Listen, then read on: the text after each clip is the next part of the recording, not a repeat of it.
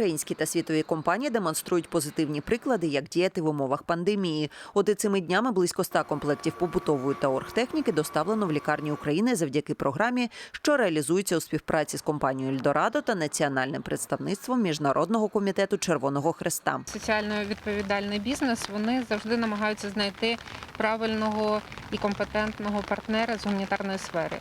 Тому «Ельдорадо» звернулися до Червоного Хреста з такою пропозицією мати таку спільну акцію. До списку увійшли 100 регіональних лікарень, адже саме вони вкрай потребують такої допомоги. На сьогоднішній день вже близько 15 лікарень отримали такі комплекти, до яких входить холодильник, пральна машина, мікрохвильова піч, чайник та ноутбуки.